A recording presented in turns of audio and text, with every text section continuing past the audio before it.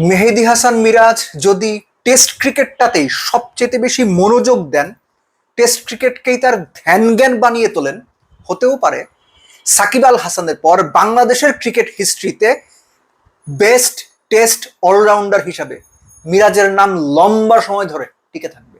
মিরাজ এটা বোঝেন কিনা আমি জানি না। সাদা বলের ক্রিকেটে মেহেদী হাসান মিরাজ যতটা গড়পড়তা, কিছু ক্ষেত্রে যতটা বিলো স্ট্যান্ডার্ড, লাল বলের ক্রিকেটে বা টেস্ট ক্রিকেটের মিরাজ ততটাই দুর্দান্ত। এই কথাটা মিরাজের সাদা বলের পারফরমেন্স নিয়ে যতগুলো সমালোচনামূলক ভিডিও আমি বানিয়েছি প্রত্যেকটাতে কমন কথা আমি বলেছি। লাল বলের মিরাজের সেই দুর্দান্ত একটা পারফরমেন্স নাম্বার 7-এ ব্যাট করতে নেমে অস্ট্রেলিয়াতে প্রস্তুতি ম্যাচে অস্ট্রেলিয়া একাদশের বিপক্ষে সেঞ্চুরি, নট আউট সেঞ্চুরি। খেলা দেখিনি, যতটুকু অনুমান করতে পারছি নাম্বারস দেখে, যে জায়গাতে যেভাবে মিরাজ 100টা করেছেন তাকে দুর্দান্ত খুব ভালো ক্রিকেট খেলতে হয়েছে এবং একটা পর্যায়ে গিয়ে হয়তো তাকে ওয়ানডে ধাঁচে ব্যাট করতে হয়েছে। But then again Miraz test ক্রিকেটটাকে কিভাবে মূল্যায়ন করেন আমি জানি না। মাঝখানে একটা ব্যাপার আমার মনে হয়েছে, মিরাজ 3 ফরম্যাটের ক্রিকেটার হতে চেয়েছেন। ওয়ানডে, টি-20তেও একইভাবে ইম্প্যাক্টফুল হতে চেয়েছেন, যেটা করতে গিয়ে মিরাজের টেস্ট ক্রিকেটের পারফরমেন্সটাও ডাউনগ্রেড হচ্ছিল। আবারও আমি মনে করি মিরাজ টেস্ট ক্রিকেটেই যদি সবচেয়ে বেশি ফোকাস করেন তিনি দুর্দান্ত কিছু করতে পারেন। বাকি দুটো তিনি খেলবেন না কিংবা ফোকাস করবেন না সেটা না, কিন্তু টেস্টটি তার মনোযোগের কেন্দ্রবিন্দুতে থাকলে আমার মনে হয় তার ক্যারিয়ারটা সমৃদ্ধ হবে, বাংলাদেশও সুবিধা হবে।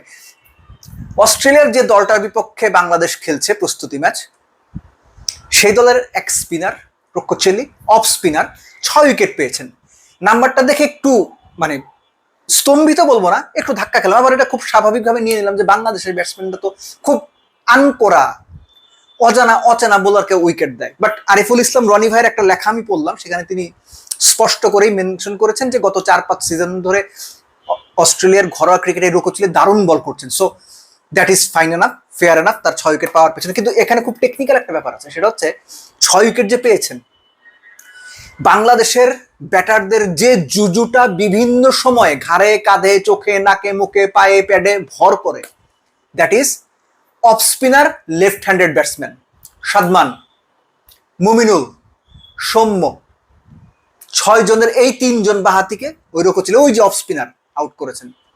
তাইজুলকে আউট করেছেন। মুশফিকের আউটটা আমি দূরে সরিয়ে রাখছি, হাসান মাহমুদের উইকেটটা দূরে সরিয়ে রাখছি। খেয়াল করে দেখেন 6 উইকেটের 4টাই বাহাতি ব্যাটসম্যান।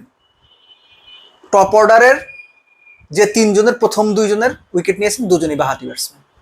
সো এটা একটা প্রপার ইন্ডিকেশন যে এই যে লেফট হ্যান্ডেড ব্যাটসম্যানরা বাংলাদেশের অফ স্পিনারের বিপক্ষে যে স্ট্রাগল করেন সেটার একটা এক্সটেন্ডেড ভার্সন। আমি এই কথাটা বাংলাদেশ যখন দল ঘোষণা করে অস্ট্রেলিয়ার বিপক্ষে 2 টেস্ট সিরিজের, তখনই বলেছিলাম যে টানা 5 জন বাহাতি। সো এইটা আসলে অপোনেন্টের জন্য প্ল্যানগুলো অনেক ইজি করে দেবে। আমাদের না চেনা স্পিনার রক্ষোচেলি অফ স্পিনার, তিনি সেটা প্রুফ করে দিয়েছেন। এনিওয়েজ বাংলাদেশ 263 যে করতে পেরেছে সেটা মিরাজের কল্যাণে। সবচেয়ে ভালো দিক ইনিংসটার মিরাজ নট আউট থেকেছেন, 141 বলে 109 নট আউট, 77 তার স্ট্রাইক রেট।